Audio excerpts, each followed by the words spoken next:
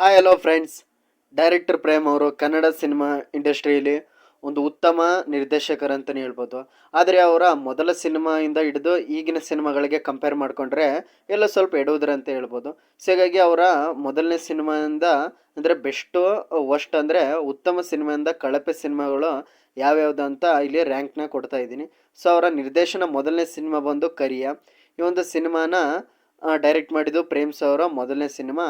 ಇದರಲ್ಲಿ ದರ್ಶನ್ ಅವರು ಆ್ಯಕ್ಟಿಂಗ್ನ ಮಾಡಿದರು. ಸೊ ಈ ಒಂದು ಸಿನಿಮಾ 2003ರಲ್ಲಿ ರಿಲೀಸ್ ಆಗಿ ದೊಡ್ಡ ಮಟ್ಟದಲ್ಲಿ ದಾಖಲೆಯನ್ನು ಬರೀತು. ಫಸ್ಟು ಫ್ಲಾಪ್ ಆಗಿದ್ರು, ನಂತರ ದೊಡ್ಡ ಮಟ್ಟದಲ್ಲಿ ಇತಿಹಾಸನೇ ಬರೀತು ಅಂತಲೇ ಹೇಳ್ಬೋದು. ದರ್ಶನ್ ಅವ್ರಿಗೂ ಕೂಡ ಇದೊಂದು ದೊಡ್ಡ ಹಿಟ್ಟಾಗಿತ್ತು ಮತ್ತು ಈ ಸಿನಿಮಾದಲ್ಲಿನ ಸಾಂಗ್ ಕೂಡ ದೊಡ್ಡ ಬ್ಲಾಕ್ ಬಸ್ಟರ್ ಆಗಿತ್ತು ಅಂತಲೇ ಹೇಳ್ಬೋದು. ಸೊ ಹಾಗಾಗಿ ಈ ಸಿನಿಮಾ ದೊಡ್ಡ ಬ್ಲಾಕ್ ಬಸ್ಟ್ರು. ನಂತರ ಎರಡನೇ ಸಿನಿಮಾ ಬಂದು ಎಕ್ಸ್ಕ್ಯೂಸ್ ಮೀ ಸಿನಿಮಾ. ಈ ಒಂದು ಸಿನಿಮಾ ಕೂಡ 2003ರಲ್ಲೇ ರಿಲೀಸ್ ಆಗಿತ್ತು.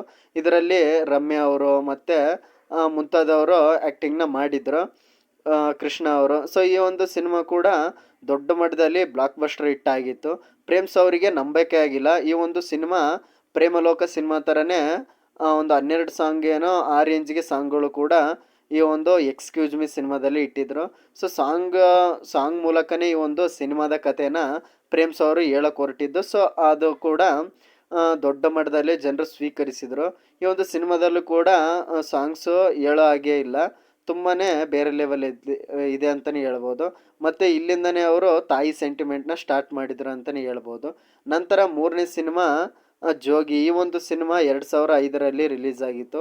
ಈ ಒಂದು ಸಿನಿಮಾದಲ್ಲಿ ನಮ್ಮ ಕರುನಾಡ ಚಕ್ರವರ್ತಿ ಶಿವಣ್ಣ ಅವರು ಆ್ಯಕ್ಟಿಂಗ್ನ ಮಾಡಿದ್ದಾರೆ. ಸೊ ಇದೊಂದು under world based cinema with family entertainer ಅಂತಲೇ ಹೇಳ್ಬೋದು. ಅದರಲ್ಲಿ ಮದರ್ ಸೆಂಟಿಮೆಂಟ್ ಅಂತಲೇ ಹೇಳಿದ್ರೆ ತಪ್ಪಾಗಲ್ಲ. ಈ ಒಂದು ಶಿವಣ್ಣ ಅವರು ಮಾಡಿರೋವಂಥ ಕ್ಯಾರೆಕ್ಟ್ರು, ಜೋಗಿ ಅನ್ನೋ ಕ್ಯಾರೆಕ್ಟ್ರು ಬೇರೆ ಲೆವೆಲಲ್ಲೇ ಕ್ರೇಜ್ ಕ್ರಿಯೇಟ್ ಮಾಡಿತ್ತು. ಆಫ್ಟ್ರು ಓಮ್ ನಂತರ ಇವರು ಶಿವರಾಜ್ ಕುಮಾರ್ ಅವರು ಲಾಂಗ್ನ ಹಿಡಿದಿದ್ರು. ಅಷ್ಟೇ ಇದರಲ್ಲಿ ತಾಯಿ ಸೆಂಟಿಮೆಂಟ್ ಕೂಡ ಹಿಡ್ದಿತ್ತು. ಇದರಿಂದ ಬ್ಲಾಕ್ ಬಸ್ಟರ್ ಆಯಿತು. ನಂತರ ಬರೋ ಸಿನಿಮಾನೇ ರಾಜ ದಿ ಶೋ ಮ್ಯಾನ್. ಈ ಸಿನಿಮಾ ಕೂಡ 2009ರಲ್ಲಿ ರಿಲೀಸ್ ಆಗಿತ್ತು. ಆದರೆ ಈ ಸಿನಿಮಾದಲ್ಲಿ ರಾಜ್ ಯಾವ ರೀತಿ ಶೋ ಮ್ಯಾನ್ ಆಗಿದೆ ಅಂತ ಗೊತ್ತಿಲ್ಲ. ಬಟ್ ಪ್ರೇಮ್ ಅವರು ಈ ಒಂದು ಸಿನಿಮಾಯಿಂದ ಶೋ ಮ್ಯಾನ್ ಆದ್ರೆ ಅಂತಲೇ ಹೇಳ್ಬೋದು. ಯಾಕೆಂದರೆ ಇಲ್ಲಿಂದನೇ ಅವರ ಡೌನ್ಫಾಲು ಸ್ಟಾರ್ಟ್ ಆಯ್ತು ಅಂತಲೇ ಹೇಳ್ಬೋದು.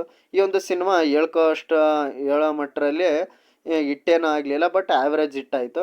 ಬಟ್ ಈ ಒಂದು ಸಿನಿಮಾದಲ್ಲಿ ಅಪ್ರಿಷಿಯೇಟ್ ಮಾಡಿದ್ದು ಪುನೀತ್ ರಾಜ್ಕುಮಾರ್ ಅವರ ಜೂನಿಯರ್ ಆರ್ಟಿಸ್ಟು ಆ್ಯಕ್ಟಿಂಗು ತುಂಬಾ ಬೇರೆ ಲೆವೆಲಲ್ಲಿತ್ತು.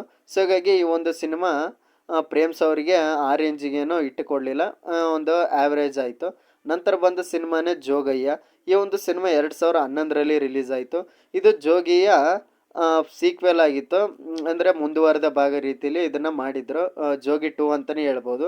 ಸೊ ಆದರೆ ಇದು ಜೋಗಿ ರೇಂಜ್ಗೆ ಇರದ ಕಾರಣ ಮತ್ತು ಆ ಒಂದು ತಾಯಿಯ ಎಮೋಷ್ನಲ್ ಇಲ್ಲಿ ವರ್ಕ್ ಆಗದೇ ಇರೋ ಕಾರಣ ಇದು ಕೂಡ ಆ ರೇಂಜ್ಗೆ ಹಿಟ್ಟಾಗಲಿಲ್ಲ.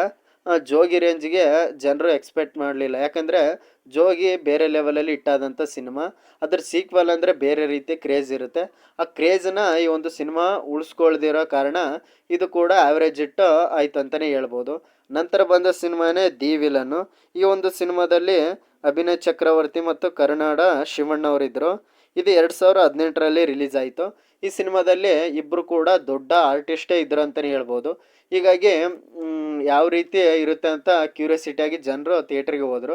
ಆದರೆ ಅದೇ ತಾಯಿ ಸೆಂಟಿಮೆಂಟು ವಿತ್ ಕೆಲವೊಂದು ಆ್ಯಕ್ಷನು ಚೆನ್ನಾಗಿದ್ದರೂ ಕೂಡ ಓವರ್ ಆಲ್ ಸಿನಿಮಾ ನೋಡಿದ್ರೆ ಆ ರೇಂಜಿಗೆ ಸ್ಟೋರಿಯೇನೂ ಇರಲಿಲ್ಲ. ಸೊ ಹೀಗಾಗಿ ಬಟ್ ಇದರಿಂದ ಪ್ರೇಮ್ಸ್ ಅವರಿಗೆ ತುಂಬಾ ಕಮೆಂಟ್ಸ್ ಅಂದರೆ ಕೆಟ್ಟದಾಗಿ ಬರ್ತದೆ. ಏನಕ್ಕಂದರೆ ಈ ಒಂದು ಸಿನಿಮಾದಲ್ಲಿ ಲಾಸ್ಟ್ ಫೈಟಿಂಗಲ್ಲಿ ಕಿಚ್ಚ ಸುದೀಪ್ ಅವರು ಶಿವರಾಜ್ ಕುಮಾರ್ಗೆ ಹೊಡೆಯುವಂಥ ಶಾಟು ಇದು ಅಭಿಮಾನಿಗಳಲ್ಲಿ ಒಂದು ವಾರ್ನ ಉಂಟು ಮಾಡಿತ್ತು ಅಂತಲೇ ಹೇಳ್ಬೋದು. ಆದರೂ ಕೂಡ ಈ ಒಂದು ಸಿನಿಮಾ ಆ ರೇಂಜಿಗೇನು ಹಿಟ್ಟಾಗಲಿಲ್ಲ, ಆ್ಯನ್ ಆ್ಯಾವ್ರೇಜ್ ಹಿಟ್ಟಾಯಿತು. ಬಟ್ ತುಂಬಾ ಕ್ರಿಟಿಕಲ್ ಆಗಿ ಹೆಸರನ್ನ ಹಾಳು ಮಾಡ್ಕೋತ ಅಂತಲೇ ಹೇಳ್ಬೋದು. ನಂತರ ಬಂದ ಸಿನಿಮಾನೇ ಏಕಲವ್ಯ. ಈ ಒಂದು ಸಿನಿಮಾದಲ್ಲಿ ಪ್ರೇಮ್ಸ್ ಅವರ ಬಾಮೈದ ರಕ್ಷಿತ್ ಅವರ ತಮ್ಮ ಅವರನ್ನು ಇಂಟ್ರೊಡ್ಯೂಸ್ ಮಾಡಿರೋವಂಥ ಸಿನಿಮಾ. ಇಂದು ಸಿನಿಮಾದಲ್ಲಿ ನ್ಯೂ ಫೇಸಸ್ ಆಗಿ ರಾಣಾ ಮತ್ತು ರೀಶ್ಮಾ ನಾನಯ್ಯ ಅವರು ಆ್ಯಕ್ಟಿಂಗ್ನ ಮಾಡಿದ್ದಾರೆ. ಈ ಒಂದು ಸಿನಿಮಾ ಒಂದು love story with message oriented cinema ಅಂತಲೇ ಹೇಳ್ಬೋದು. ಹಾಗೆ ಒಂದು ಒಳ್ಳೆ ಸಾಂಗ್ ಜರ್ನಿ ಅಂತಲೇ ಹೇಳ್ಬೋದು. ಪ್ರೇಮ್ಸ್ ಅವರ ಸಿನಿಮಾಗಳಲ್ಲಿ ಸಾಂಗ್ಸ್ಗೇನು ಕೊರತೆ ಇರಲ್ಲ. ಸೊ ಹಾಗಾಗಿ ಈ ಒಂದು ಸಿನಿಮಾದಲ್ಲಿ ಇರೋವಂಥ ಸಾಂಗ್ಸು ತುಂಬಾ ಚೆನ್ನಾಗಿದೆ. ಎಲ್ಲ ಸಾಂಗ್ಸ್ ಕೂಡ ತುಂಬ ದೊಡ್ಡ ಹಿಟ್ಟಾಗಿದೆ ಅಂತಲೇ ಹೇಳ್ಬೋದು. ಸೊ ಆದರೆ ಸ್ಟೋರಿ ಮಟ್ಟಿಗೆ ಬಂದರೆ ಪ್ರೇಮ್ಸ್ ಅವರು ಇಲ್ಲೂ ಕೂಡ ಕಮ್ಬ್ಯಾಕ್ ಆಗಲಿಲ್ಲ ಅಂತಲೇ ಹೇಳ್ಬೋದು. ಯಾಕೆಂದರೆ ಸ್ಟೋರಿ ಹೊಸ್ದೇನು ಇರಲಿಲ್ಲ ತೀರಾ, ಅದೇ ನೋಡಿರೋ ಅಂಥ ಡ್ರಾಮಾ ಇದ್ದ ಕಾರಣ ಇದು ಕೂಡ ಹಿಟ್ಟಾಯ್ತು ಅಂತ ಹೇಳ್ಬೋದು. ಈಗ ಅವರ ಮುಂದಿನ ಸಿನಿಮಾ KD ಬರ್ತಾ ಇದೆ. ಅದು ಯಾವ ರೀತಿ ಇರುತ್ತೆ ಅಂತ ನೋಡಬೇಕು. ಇದರಲ್ಲಿ ಶಿಲ್ಪಾ ಶೆಟ್ಟಿ ಅವರು ಮತ್ತು ನೂರ್ ಫತೇಹಿ ಅವರು ಮತ್ತು ಮುಂತಾದ ಆರ್ಟಿಸ್ಟ್ ಕೂಡ ಆ್ಯಕ್ಟಿಂಗ್ನ ಮಾಡ್ತಾ ಇದ್ದಾರೆ. ಈ ಒಂದು ಸಿನಿಮಾ ಇದು ಕೂಡ ಪೀರಿಯಡಿಕ್ ಆ್ಯಕ್ಷನ್ ಡ್ರಾಮಾ ಸಿನಿಮಾ ಆಗಿದೆ. ಇದು ಲಾಂಗು ಮಚ್ಚು ಇರೋವಂಥ ಒಂದು rowdyism under world based cinema. ಇದರಲ್ಲಿ ಕೂಡ ರೇಷ್ಮಾ ನಾನೆ ಅವರು ಹೀರೋಯಿನ್ ಪಾತ್ರನ ಮಾಡ್ತಿದ್ದಾರೆ. ಇದು ಇದೇ ವರ್ಷ 2024 ಡಿಸೆಂಬರಲ್ಲಿ ಬರಕ್ಕೆ ಹೊರಟಿದೆ. ಸೊ ಯಾವ ರೀತಿ ಇರುತ್ತೆ ಅಂತ ನೋಡಬೇಕು. ಈ ಒಂದು ಸಿನಿಮಾದಿಂದ ಆದರೂ ನಮ್ಮ ಪ್ರೇಮ್ಸ್ ಅವರು ಕಮ್ಬ್ಯಾಕ್ ಮಾಡಲಿ ಅಂತ ಹೇಳ್ತೀನಿ. ಯಾಕೆಂದರೆ ಇದು ಅವರ ಲಾಸ್ಟ್ ಅಂದರೆ ತುಂಬಾ ಎಕ್ಸ್ಪೆಕ್ಟ್ ಮೂವಿ ಆಗಿರೋದ್ರಿಂದ ಕಮ್ಬ್ಯಾಕ್ ಮಾಡಲೇಬೇಕು ಅಂತ ನಾನು ಕೇಳ್ಕೊತೀನಿ. ಇದು ಇವರ ಬೆಸ್ಟ್ ಆ್ಯಂಡ್ ವರ್ಸ್ಟ್ ಮೂವೀಸ್ ಅಂತ ಹೇಳ್ತೀನಿ ರ್ಯಾಂಕ್ ಪ್ರಕಾರ. ನನ್ನ ಚಾನಲ್ ಸಬ್ಸ್ಕ್ರೈಬ್ ಮಾಡಿ. Thank you friends. ಸಿಗ್ತಾರಣ